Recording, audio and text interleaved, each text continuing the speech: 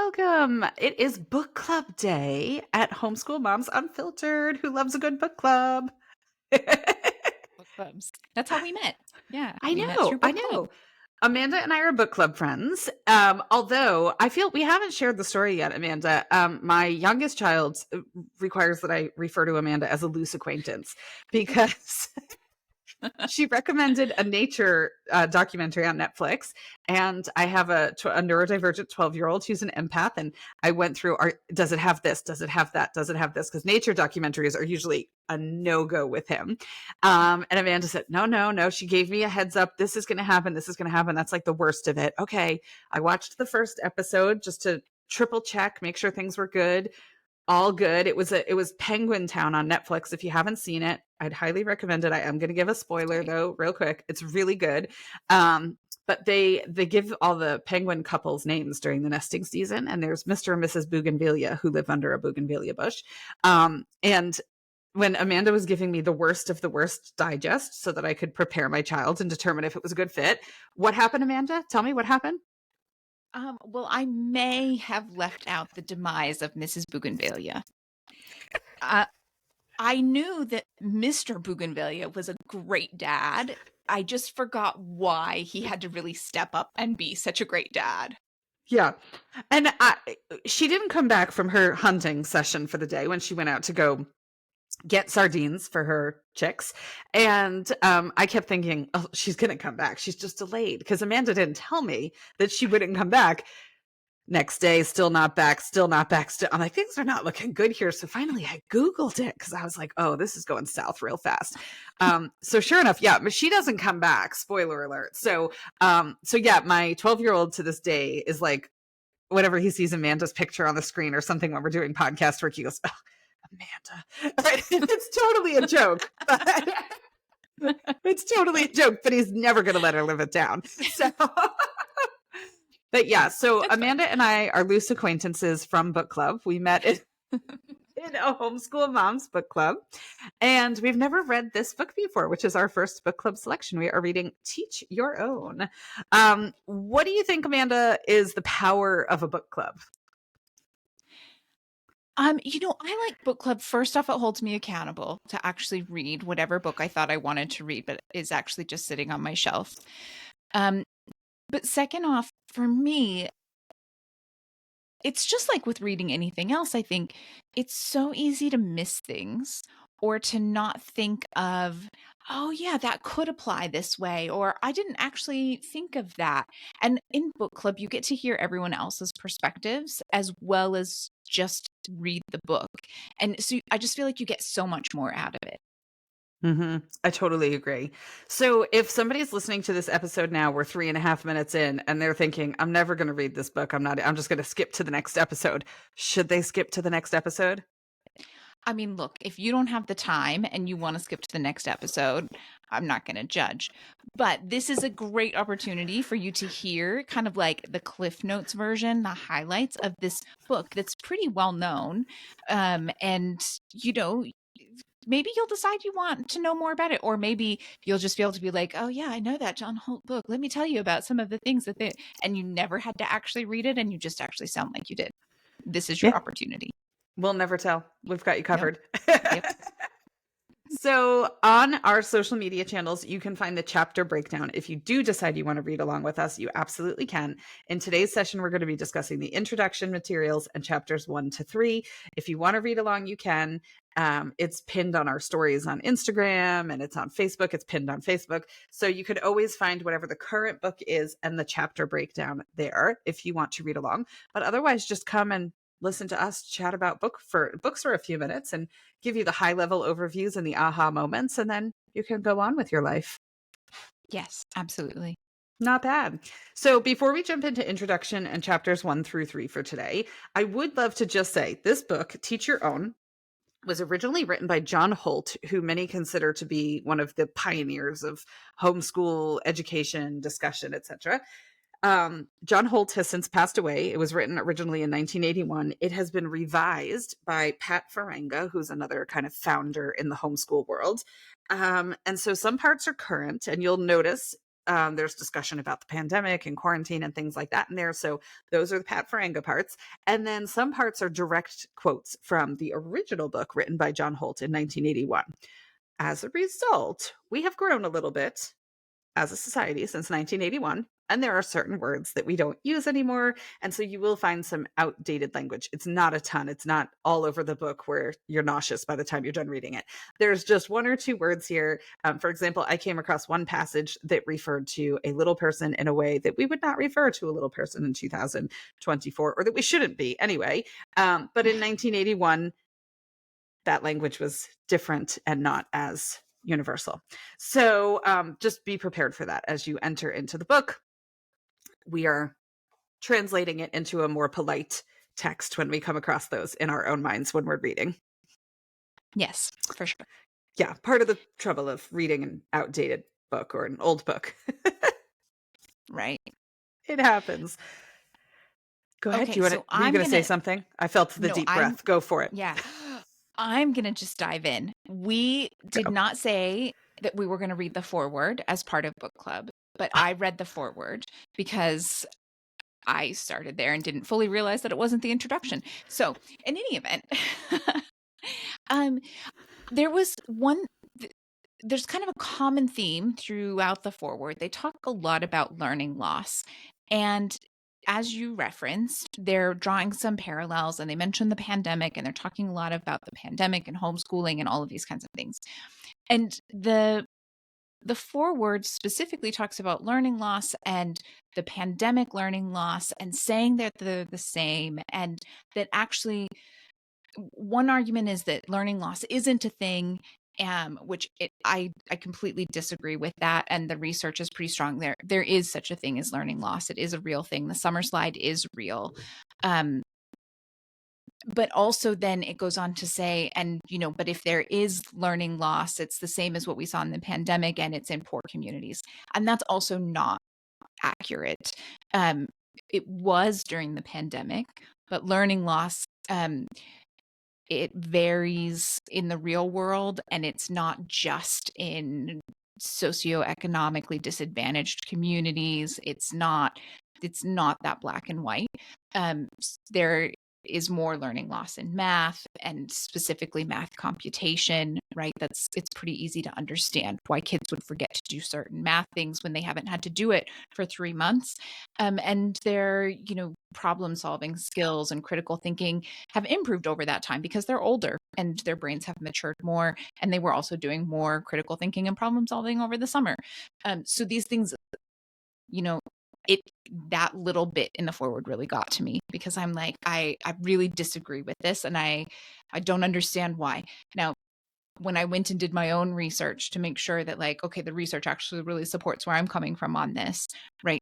There's not a ton of research. And while I think the research does not support the conclusion that he came to, and there are quite a few academics online who would agree with me, if I'm going to be generous, I could see how he might make that leap to those conclusions. But I will upfront, I will say I disagreed. And the foreword was very much not my favorite part of what I read. And that's part of the beautiful thing about book club. You don't have to agree with everything that's in the book. Absolutely. Absolutely not. Yeah, absolutely. I have a few things that I wrote down too, where I was like, about that. Yeah. So, all right. So that's your kickoff from the forward. My kickoff thought about the book, or at least this first section of reading in the book, is there's a lot of talk about control in this section. Did you find that to be the case? Yeah. There's a good amount of talk about control and parenting styles and parenting techniques and the way schools control kids. So yeah, I can see that. Yeah. I noted a couple of sections there on 13. Page 13, sorry. Studies continue to show that having control over one's learning makes it easier to retain and use what was learned. On page 20, there's a section, this is a big one to let go of, controlling your children's time and thoughts. And it's interesting because I see a lot of that when I'm in Facebook groups and things like that, is this need to control kids' time, kids' energy, the way they learn, the the materials that they're using to learn, things like that. Not to say you shouldn't have any input into your kids' time or materials, but I think having input and having a discussion is very different than having control. And so that seemed to be kind of a recurring theme for me in reading the book, is that we want to be able to micromanage basically every aspect of education. Mhm. And not only is that not super practical, but it's probably also not the best for our kids as well. Yeah. I mean, I think that's one of those things that if you actually take a step back and think about it, it's a no-brainer. You're like, well, I mean, duh, obviously. Uh, um, but it's also one of those things that someone kind of has to say a lot of times for you to have that light bulb moment of like, oh, yeah, my kid would probably remember more of that if I was like, hey, how do you want to learn about this? Do you want to watch a documentary? You want to watch a book? Do you want to take a field trip? And if they pick one, they're going to be more excited about it. They're going to pay more attention to it. And it didn't actually take that much longer to have that conversation. No. Well, then it was like we talked about in the last episode too, where you were saying sometimes it takes you a little bit more to piece together materials that are going to work for your kiddo. And my thought was, if you're not taking the time to piece together things that are going to work for him, you're going to use the same amount of time, if not more, and be more frustrated swimming Mhm. upstream, fighting him to do something that doesn't work for him. So even if it takes you a little bit of extra time to involve your kids and listen to their opinions and things like that, when it comes to the choices that you're making for their education with them, when the rest of it is smoother sailing because they're on board and they're bought in and they feel heard and they feel appreciated, it's a completely different ballgame. Um, Mhm. I mentioned in our last episode that I used to work in corporate training for a huge pharmaceutical company, and I used to go to these training seminars, trainings for trainers, which is kind of funny.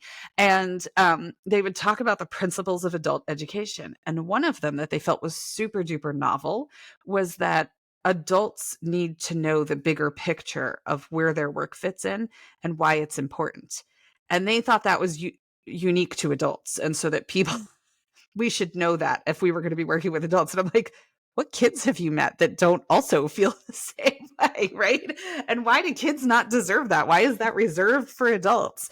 It Yeah. was the strangest thing to me. When I look back, I can see the conference room that I was sitting in when somebody said that to me. And I just was like, where did you get that from? That kids don't also want to be heard and know how things fit into the big picture and have a bigger understanding. I was like, oh my goodness, Yeah. that's human Is nature.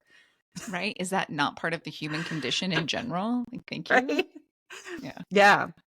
And it's interesting because when I was reading the book, I was thinking of examples of how would an adult feel if they had as little control over their life as kids do. Mhm.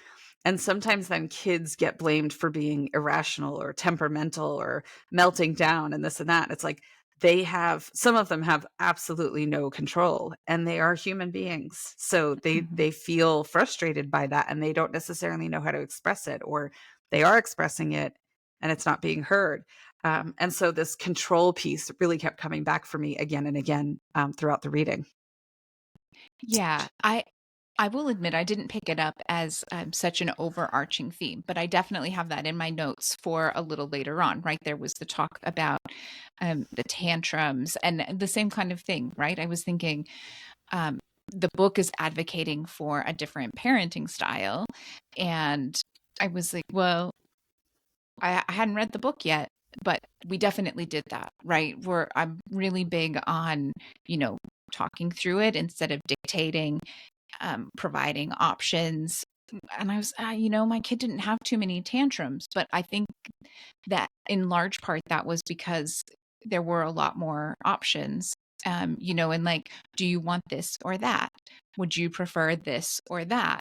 And giving even a little bit of control really can make a huge difference for someone who feels like they have no control, whether you're a kid or an adult, right? I mean, Hmm. it's a no-brainer. This is not complicated. It's just something that we don't often extend to kids. Hmm. Yeah, that's the hard part to me is that they're just little human beings, right? They're little adults, and And then too, for them to move into that world, if we start giving it to them as they're younger and easing it into them and giving them the power to make decisions, they'll be better decision makers as adults too, and they'll weigh those options better, which is really, really an awesome thing as well.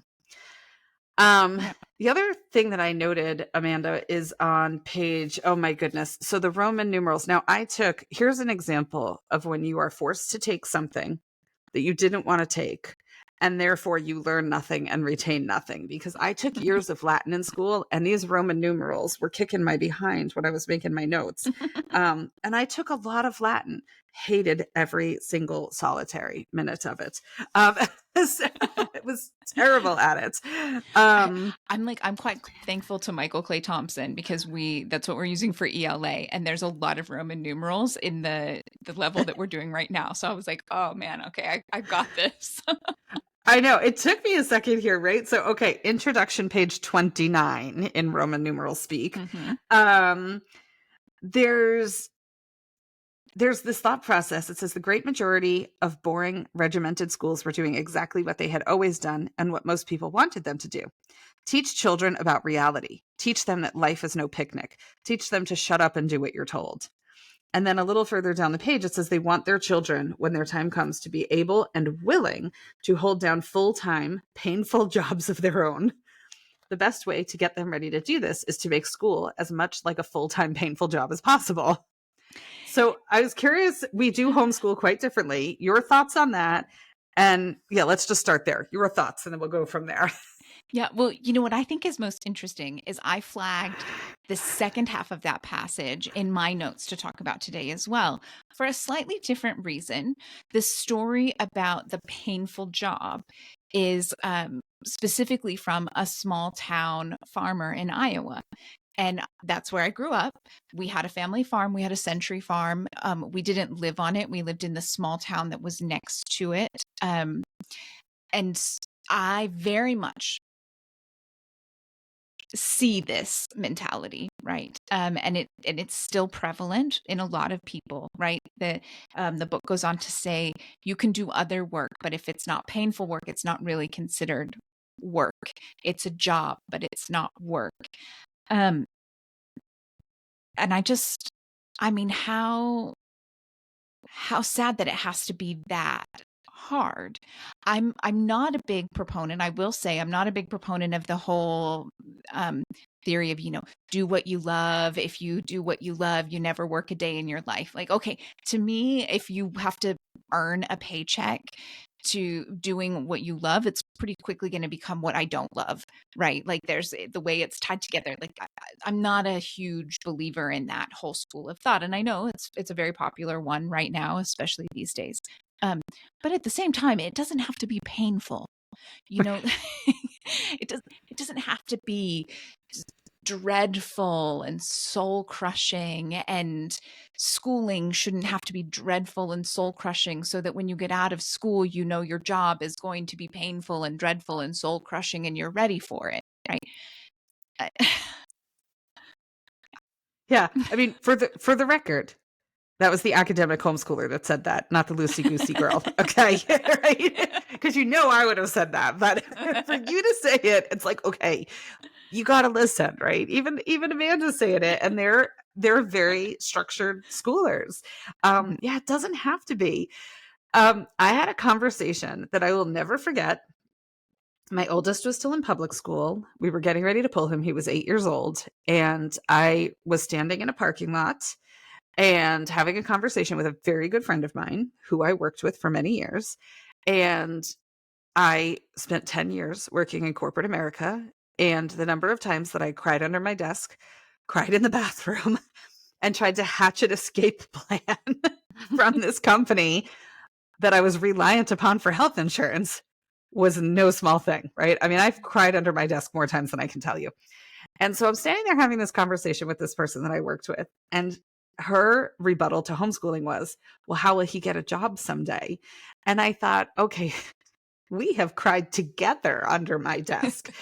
So if you think that I'm going to put 18 years into this kid and my ultimate goal is for him to hate his job as much as I hate the existence that I am trapped in right now, that is not my goal for my child. Yes, I want him to be able to earn a paycheck and sustain himself and, this, that, and the other thing. But if that is all at the expense of any sense of happiness or purpose in his life, I've failed. I have tragically failed in this role. And I will just never really forget that, because I'm like, this is not my goal for my kids. Right. I want them to enjoy what they do. Yes, it's still work, right? But enjoy what they do, find purpose in what they do, find balance with their work and life and what they're doing. Not what we had. Yeah. So it was that section kind of jumped out at me, because that is one of the objections that you get about homeschooling is like, well, if they don't have to do things that they don't like, then they'll never know how to do things they don't like. Well, they're still going to have to do stuff they don't like. Does your kid ever do stuff he doesn't like, Amanda? I mean, yeah, of course. I'm about to the point where he's going to have to clean his room because I have a rule. There has to be a path so I can get through it. And the path has disappeared, and it's going to take it'll be a whole day thing, right? But I mean, I'm trying to think. I suppose in our academics, I'm I would say we're a combination of really fortunate because he loves to learn, and I can't think of too many things that we have decided to learn that he didn't enjoy. But also, he has a lot of control in how he learns it. And so if it's something that he's not super excited about, we'll go find a way to learn it that he is more excited about. But I mean, I suppose I'm trying to think. I'm sure in math occasionally, we use a math curriculum and we go through it, and there's no skipping around. You learn each thing, and I definitely want him to go straight through that math curriculum. So every once in a while there's a unit that he's like, oh, I hate this unit. I'm like, oh, it'll be awesome when you're finished with it then, right? Like, just it's one unit, and generally, like, do you want to change curriculum? And he's always like, no, I don't like, don't take it away from me. I just don't like this chapter. Like, well, sometimes that happens, so you're not always going to like every part of everything. Trudge through it, my friend. Yeah. Well, and you were getting updates in our book club meetings about my oldest kid taking the driving test to get the driving permit. And I brought the book home from the DMV. I had gone to the DMV for another purpose, and while I was there, I grabbed the book and said, "Here, it's coming time." And he came down a couple of days later and said, "I don't know who wrote this book, but it is terrible. There's no dragons. The plot is awful." Right? He was like, "I'm not reading this." It was like, well, if you want to drive, you're going to have to read it, right? So it was, that book is torturous. It's awful, right? But he made it through. He did it.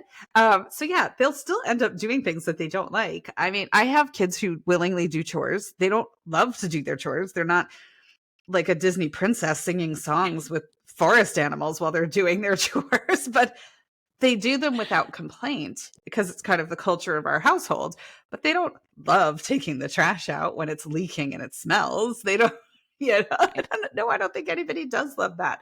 So they're still prepared to do things that aren't amazing and pleasant all the time. It's not like life is a picnic all the time. But to your point, it doesn't have to be painful as the other. There's probably some middle ground there. Yeah, right? I mean, I think we all want the middle ground. Yeah, painful is the opposite. So so I found that to be kind of one of my aha moments in the book. Do you want to hit another one of yours? Well, I don't know exactly how much of an aha moment it was, but I found it really interesting. Also in the intro, let's see, on Roman numeral page 34, um, they make a distinction between doing, which is self-directed, purposeful, meaningful life and work, versus education, which is learning cut off from life and under pressure of threat or bribe. And I thought it was interesting. I do think that the language is maybe a little to say that education is learning cut off from life and that it's under pressure or threat. That's maybe going a little far, in my opinion, and from my life experience. But I did think that there was some value to trying to really frame life and education and learning in that way. You know, being empowered to want to learn or to want to do something is obviously going to be a more successful endeavor, right? It's just like what we were talking before, this idea that you tell someone what to do and they'll do it happily and retain it, like it's not reality. Like, I mean, maybe there are people out there that are like that, but it's no one in my house, right? Yeah. Good luck with that plan. Yeah. Right. And so it was interesting to, for me, I thought that little one, it's just a small paragraph, but it really kind of set the tone for the rest of the book, or at least the rest that I've read so far, in really reframing the, like, okay, we're talking about doing the self-directed, purposeful, meaningful version of learning and educating, not the top down, you will do this and you'll like it kind of learning. Yeah, I agree with that. I highlighted a couple of things throughout the reading then that kind of um accentuated what you're talking about or built upon what you're talking about. On page 8, I highlighted the metaphors we use to describe children and how they learn are telling.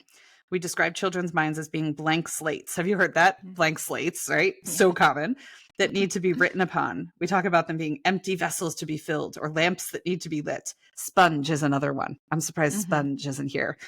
Maybe somebody thought it correlated too closely with the word moist. I don't know, but it's not here. Right? That it says all indicate an adult doing something to a child to make them learn. Upon hearing the motto of the Lamplighter School, which is a student is not a vessel to be filled, but a lamp to be lighted, John Holt replied, I've heard of that place, but they've got it all wrong. Their lamps are already lit. They just need to stop doing the types of things that blow them out. So we have learners. They're there. And I think some of the things that we talk about too, when we talk to people who are newer to homeschooling, especially if their kids have been in public school for longer, is their kids are not interested in learning, and their kids they don't have a ton of interests, really actionable interests that they want to sink their teeth into. And it's because their lamps have been doused, right? In a lot of ways over the time that they've been in school. So when we talked in our first episode about deschooling, for me, that's a huge part of it too, is kind of trying to figure out how to rekindle that spark, because learning should be amazing.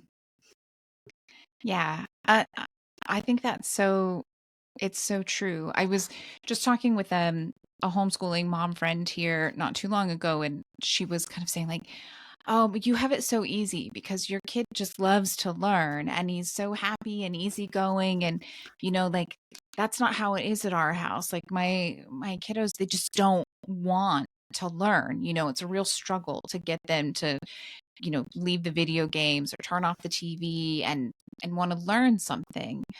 And I was like, well, okay, I mean, there might be some truth in that. But have you tried something else? Like, I, and I was like, how about an easy thing? Like, start with some graphic novels that are actual like history. The Nathan Hale series is a great example of that. My kid loves them. He reads them over and over, but they're real history, fun. It's presented in a really easy, palatable way. I'm like, maybe if you can't get him to do any of the history that you're trying, try something a little bit more enjoyable. And it was maybe not a week later that she sent me a message and was like, oh my God, he is loving those Nathan Hale books. He's devouring them. I've never seen him actually enjoy reading something that he learned from. And I was like, well, so often it's that thing of you got to find the right thing. It's not that they don't want to learn. It's not that there's nothing they'll be willing to learn or absorb. It's finding the right way to help them see like, oh, actually I can enjoy this. I would enjoy that. Mm-hmm. Yeah. But aren't adults the exact same way? It's that Absolutely. conversation we were having earlier, right? Where somehow we expect kids to be this entirely different species who don't need the same motivation or the same information or the same options or the same environment to thrive that adults need kids are just supposed to do what we ask them to. No questions, just do the thing we've asked you to do, right? And they're Mhm. just people, and and then when you have multiple kids too, they might all need different things too, which is super fun, right? Yeah. Super good times. But yeah, it's tremendous. I mean, having a kid who wants to learn, who wants to seek information, it's a beautiful thing, but it's definitely a two-way street, right? There's a lot of give and take there. There's a lot of culture building. There's a lot of foundation work that gets laid in there. Mhm. Going again to talking about deschooling yesterday, if you think you're going to pull your kids out of public school tomorrow and the next day they're going to be like, do you know we should build a giant model of the solar system? I think that would be fabulous. You're going to be in for a bit of a disappointment, right? It's probably not going to go very well. There's a lot of No. steps in between those two things. Yeah, right. You might get them to watch Penguin Town on Netflix to learn about animals, but they're not going to be about, yeah, building Just don't a tell them to get too two-scale attached to model. Mrs. Bougainvillea when they're don't get too attached to that one. Yeah, but the parking lot gang, they stay bad the whole time, so it's okay to start hating them from the get-go. It really was a good documentary, minus that one lapse in information. Good series. Yeah, it's incredible. The other thing that I thought was really interesting was I made some notes on page 11. That the concept is that all learning is interrelated. Yet in school, we divide science from literature, history from math, philosophy from physical education, and so on. But in life, there are no such divisions. And then it goes on to talk about the fact that we have this tremendous value on certain things in education. There's this theme of foreign language that's hammered on pretty hard in this first section of reading. They even bring in an economist to say what students are losing by being forced to take 2 years of a language in high school just to get into college. What could they be doing with those 2 years? If they were doing something that was niche, interest based, preparing them for college, study skills, there's a wide range of things that you could do with those 2 years, since most of them don't graduate speaking that language anyway. Um, but yet when a kid learns how to, make the most amazing pie in the world and wins the state fair, that's, oh, that was lovely. Nice job. There's not a learning acknowledgement from so many people in some of those hands-on things because it's not one of those siloed subjects that everybody is looking at. So that was kind of a big one for me when we're talking about building this environment where we love learning, looking at where the learning is happening and being open to documentaries and graphic novels and things like that in the process.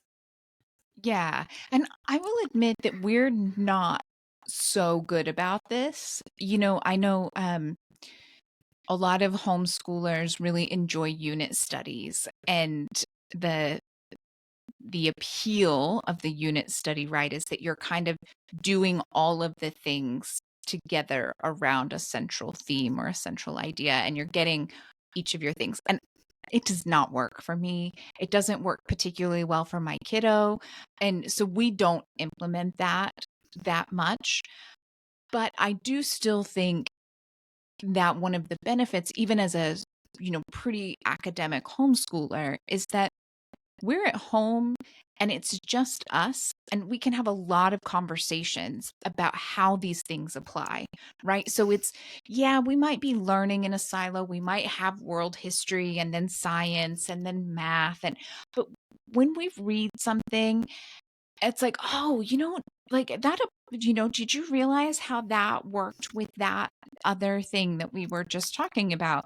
And you can't do that in a classroom, right? You can't do that in a classroom with 24 kids. And it's like one kid is like, hey, Miss Amanda, didn't that apply to that? Like it's not going to happen. It's like, there's not time. There's not an inclination most of the time.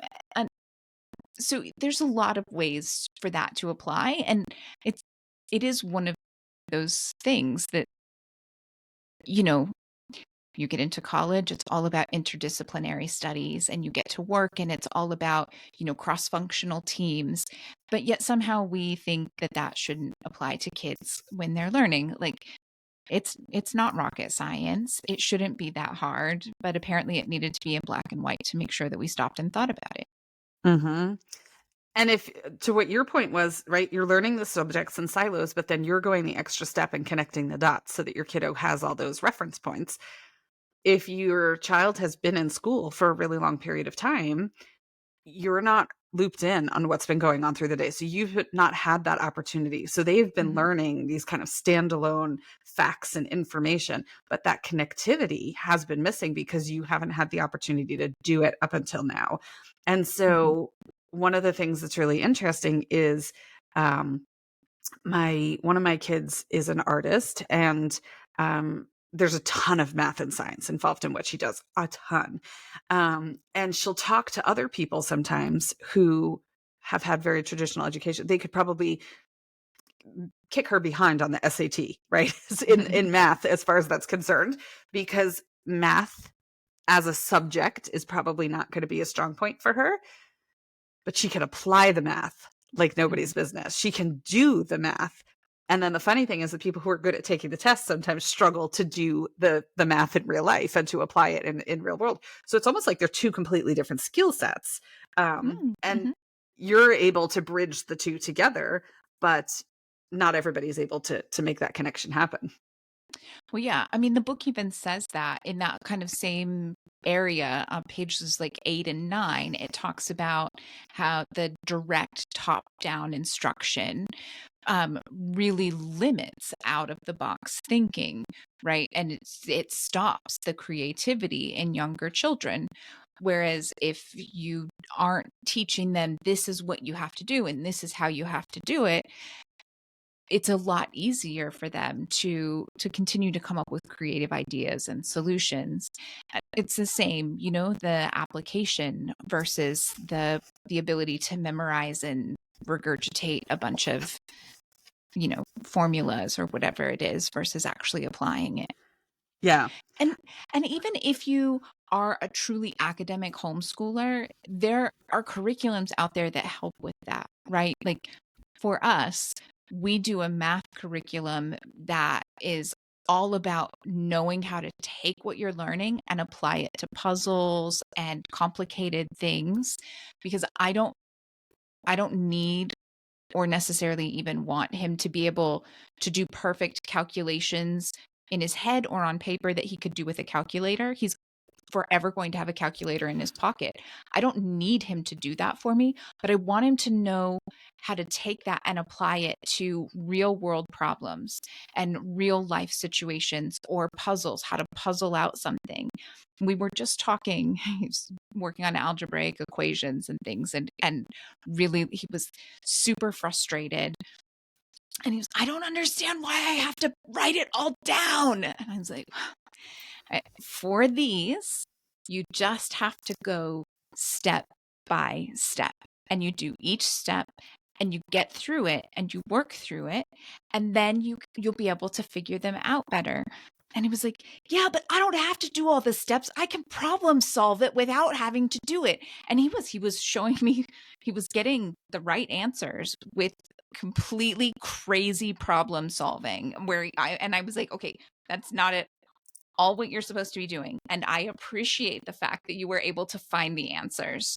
Um, but I need you to understand that you're in fourth grade and you're learning how to do equations so that you can build on math. And if your goal continues to be to go to MIT, you have to know how to work through equations step by step. And this is just the foundation for that. So if that's not what you want to do, that's not your goal, then we can have a different talk and we can have a different way forward. But if that's your goal, you have to practice step by step, you know? And but it's that thing. It can absolutely crush the creativity. And I know in that moment, that conversation I was having was encouraging him not to creatively think of how to find the answer. And it's a struggle, to know for sure when is the right time to say, this is not time for creativity. This is time for actually doing it the way that we know works. Versus, what do you think? How do you think we should get there? Right. Yeah. Huge difference. I was laughing really hard because I have a 12-year-old who's a math lover, and he is wildly neurodivergent. and originally started out in a math class that was online that was not geared towards neurodivergent kids. It was just kind of a general mainstream class. And the teacher would put something up and it was ridiculously simple for him. He'd have the answer in 2 seconds. He'd raise his hand. She'd call on him. He'd give the answer. Great job. Can you tell us how you got that? And that's when I laughed really hard to what you were saying, because he'd be like, when? And it would be this whole story about how he got there.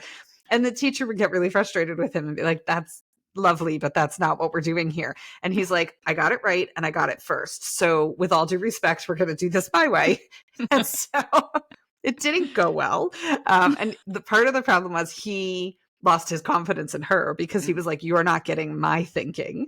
And so now he's in a math class that's not specifically for neurodivergent kids, but it's taught by a neurodivergent teacher, and they're all there. Right. And so the whole class ended up being neurodivergent thinkers. And so if 6 kids do the same problem, they're all doing it 6 different ways. And so it's a very different world. Dunkin would probably love it, you know. Oh, sorry. I'll edit that out. I totally just, let me go back. Okay. So hold on. I'll start over. So yeah, it's a totally different world in that class. Your kiddo would probably love it over there because he can creative think all he wants. But I completely understand your perspective too, and saying like, this is going to build and it's going to get harder. So even though today it seems really easy and these steps seem really stupid, at some point they might make a difference in your life. Right. Yeah. Yeah, that totally makes sense. Well, interestingly, I see that we, on our notes, because we have a Google Doc going with my notes on one side and Amanda's notes on the other side there, right? We both notated the same ending note, which I think is pretty funny. But you've got some others in the meantime. Do you have another highlight that you want to call out before we wrap up with our notes from page 49, Amanda? You know, so there was, again, this is the academic homeschooler in me coming out. And that's part of the strength of this podcast, I think, is being able to see the 2 different sides. So in this first section, they talk about the fact that tech companies are not requiring degrees for tech jobs anymore. And it was a big thing in 2017, which was a little before the time that they were redoing this book and getting ready to publish it out and doing research. There were some great headlines. It made for great headlines and media coverage. But the reality is it's not really happening. Maybe we're moving towards it. The most recent statistics I could find was from 2021. But in 2021, 8 out of 10 tech job postings for Google required a bachelor's degree. More than 7 out of 10 for Apple required it. And 97% of Intel's jobs posting required it. So it's that thing. Yeah. Okay. But go slow with this idea that you don't need a college degree to work at the top places. Please, it's not that simple. And the internet is full of Reddit boards and Quora posts of people saying, yeah, I work there and you can get the job, but it's really hard to get the promotion. It's really hard this. Or, yeah, you can apply for it and they'll consider you, but they're considering you against people who do have the same degree or do have the same certification that you have, but they also have a degree. And so they have a leg up on you because they have more. So it's just that thing of like, I understand they're making a point, but I don't necessarily agree with the point. And I just want to make sure people know that, right? You do not have to have a college degree. That does not have to be the route that you want to go. But please don't tell your kid, hey, you know what? You don't have to have a degree and you'll totally be able to get a job at Apple or, it's not that simple, right? Yeah, you'll be making $250 a year at Apple when you're 19, right? Yeah, right. Yeah. Not everyone is a Steve Jobs. Not everyone is yeah, sure. There are those people out there and they make great stories, but they are such a tiny fraction of the world. Set your expectations accordingly. I mean, there's a reason that we could name them. Yeah. Right? Because there are a handful of examples. We might need to throw into a future book club selection a book that I read years ago, which the title is a bit misleading, in my opinion, based upon reading the book. But it might make your academic homeschooling head explode. And it might just be fun for me to sit and watch it and see how it goes. But the book is called Better Than College, and it's written 100% from an unschooling perspective. But the reason I say the title is a bit of a a misnomer, in my opinion. It's catchy, right? Like you said, it's a headline. It gets people's attention. It got my attention. I read the book. It's not an anti-college book. It very much says what you're saying, right? Not everyone needs to go to college, which is the message that we've been told for a really long time now. Not everyone. It's not the one and only path to success. There are jobs that you need it. There are jobs that you don't need it. There are ways to accomplish the same thing without it in some cases. In some cases, not so much. It's a huge proponent of gap year and really figuring out what you want to do before you go into college and things like that.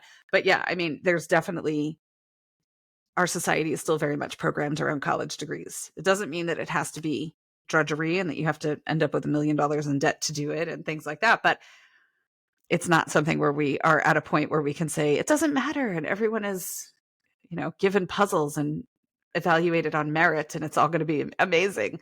Unfortunately, in the HR hiring sorting process, it's still very much going in two different piles in some cases. So yeah, that makes complete sense. For sure. And there was one other thing that I picked up on, and I was curious about your thoughts. So from pages 40 to 42, there's a whole section that talks about how parents will tell their kids they're going to do something and they end it with okay. And how misleading it is and how it gives kids the impression that they have a choice when they don't have a choice. And it makes a really big deal of it. And for me, I was like, well, I think that generally speaking, that okay is more of a, did you hear me? Or do you understand what I'm asking? Not a, do you want to do this? And so I guess I didn't really, I just didn't understand how much they were harping on it. Now, part of it probably is, I asked my kiddo, I said, like, hey, and I read him some of the passages and gave him some examples. And he was like, I don't think you've ever done that. So maybe we don't do it much. And he was like, if you do it, I definitely don't read it as like, I have a choice. Like, it's just like a, yeah, okay. Like, so yeah, what was your take on that? Do you like, yeah, I just didn't get it. I really sat back and thought about what my word choices when I read that section.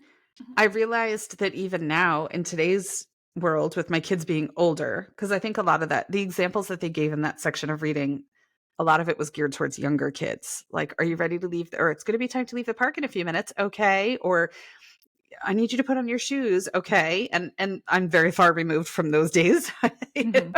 But I still say to my kids, so we live in a household where everybody is treated with respect and politeness and kindness, my kids included, right? They're not little minions or lesser thans that we boss around and tell what to do.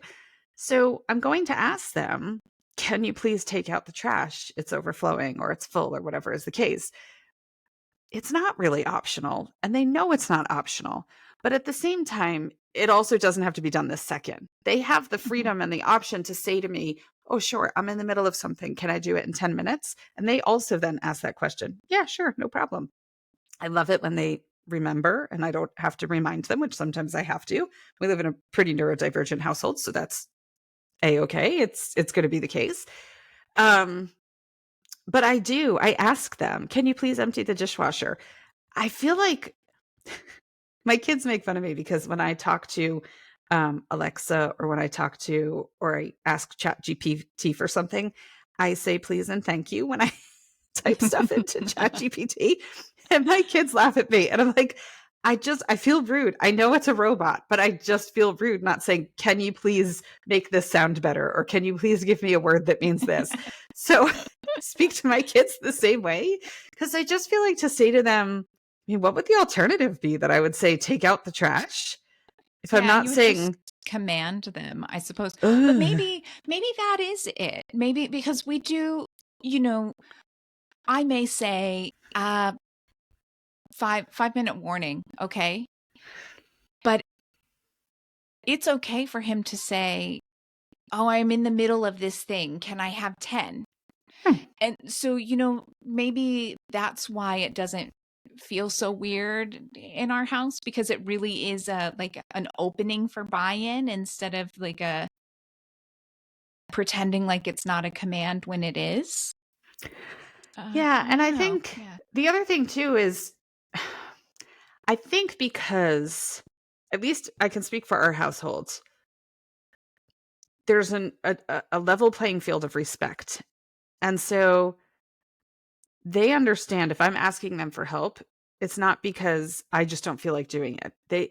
I don't have to say to them, I'm super busy. I don't have time. I need an extra set of hands or something like that.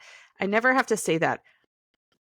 They have an understanding and an awareness of the fact that I have a ton on my plate. And if I'm asking them for help, it's because I just genuinely need them to do something and help me out and take care of this. And so I think there's a bit of like a yin and yang that happens too, where everybody is kind of flowing.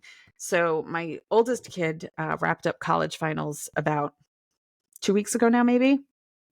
That last week, he was busy. He was taking 2 lab courses and his classes were daytime, but he would sometimes come home after class or just grab a bite down by the campus and then go back at night and have more lab hours so that he could finish up some stuff that he really needed to do before finals. Hmm. It was just kind of an open respect thing in the house. His job is trash. That's his permanent job. They chose permanent assignments. We used to have a rotation and they got together as a committee and decided that was not happening anymore. So his job is trash. If I had said to either one of my other 2 kids, which I'm sure I did at some point that week, hey, he's not home. Could you please take out the trash? It's overflowing. Or tomorrow's recycling day. Can you please get the can out to the curb because it needs to be done? And he's going to be home super late and he's going to be exhausted when he gets home. He's going to want to grab a shower, eat something and crash. Nobody's going to squawk. Nobody's going to complain because there's this kind of equilibrium that flows where when one person's overwhelmed, another person picks up. And so I think the okay thing maybe doesn't work so well if you haven't built that, but that takes years of respect and foundation laying to build. And so when you've already got that built, the question isn't a question, but it's also nobody would think to not do it. Right. Or they Yeah. might say, I'm heading into a thing with so-and-so on Zoom or blah, blah, blah. And it's kind of important. And I'd be like, oh, no problem. I totally respect that because I know that's important to you. I can ask somebody else to do it. Right. And so it just flows in that way. So for me, I did read it and think, I don't really think this terribly applies to us. I totally ask questions, but it doesn't seem to be backfiring. I mean, at the same time, that the piece that came right after the okay part was about tantrums and meltdowns.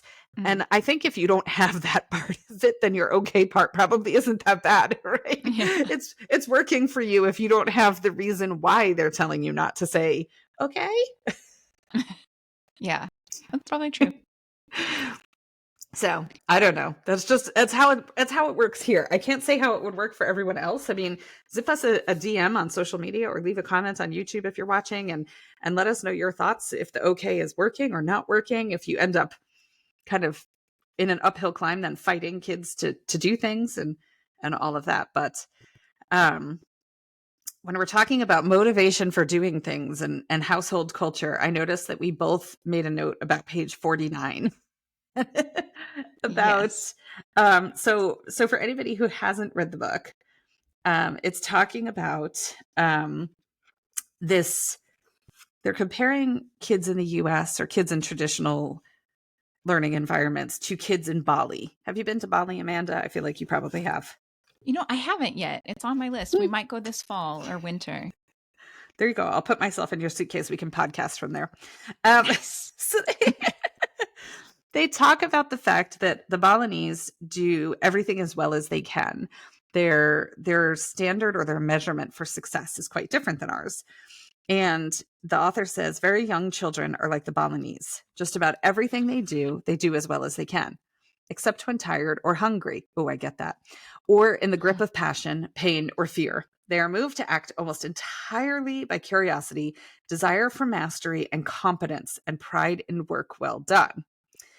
But the schools and many adults outside of school hardly ever recognize or honor such motives, can hardly even imagine that they exist. In their place, they put greed and fear.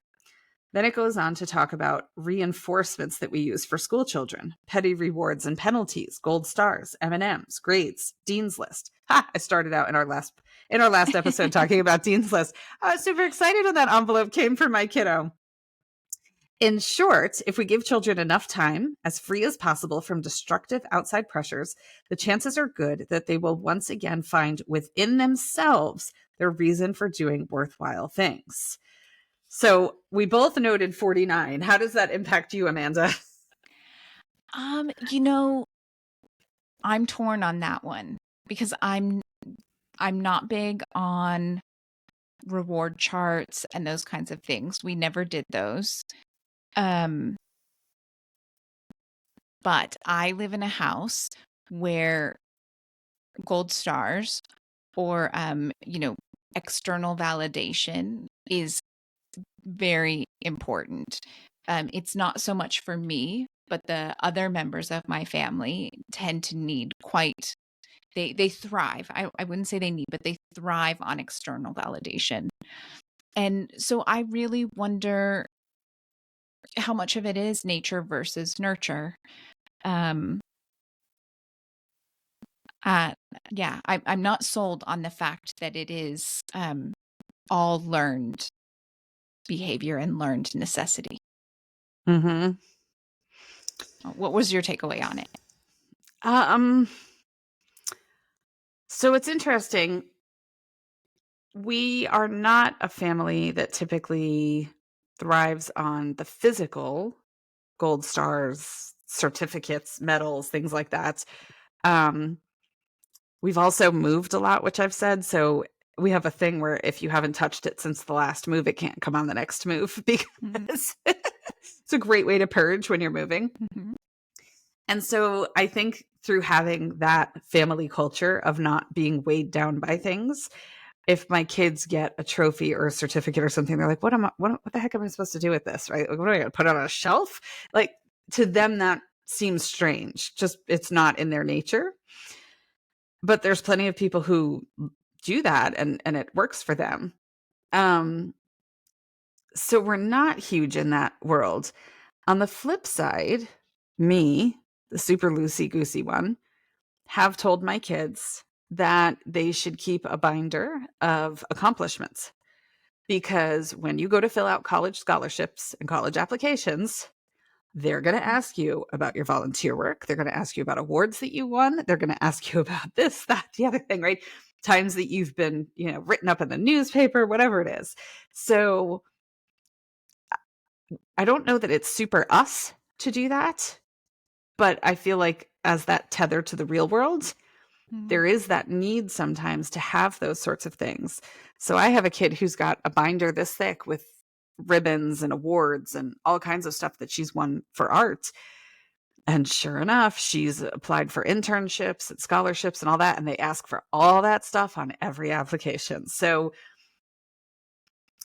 I don't know that it's super duper us that we're necessarily thriving on it, but I think we're participating in some of it to some extent because there's a necessity component to it as the kids get older in some ways. So, and I have 3 kids who, if they were all to go to college at the exact same, or if they were all to go to college at the age that they're intended to, right, 18 to 22, they'd all be in college at the same time, which is expensive as hell. So, like, keep the binder, apply for scholarships, right? So we're kind of in it, even though it's not necessarily 100% us. But I thought it was interesting. Yeah, it is interesting to think about. Yeah. Well, our next section of book is we'll be reading chapters 4 and 5. Oh, 4, 5, and 4, 6, 5, and actually. 6. Yep, 4, 4, 5, 5, and 6. I've dog-eared my pages. So we will be back in it there. We'd love to hear your thoughts. Comment on the video, comment on social media, send us a message about anything. If you want us to dig into any of those components anymore, if you're thinking, I'm never going to have time to read this book, but I'd like to hear a little bit more about tech jobs and diplomas, let us know. We'll be more than happy to color in the lines a little bit more for you. So we hope you enjoyed our very first ever meeting of the Homeschool Moms Unfiltered Book Club. And we will be back with more book club content next week. Have an awesome day, everyone. Yeah, have a good one.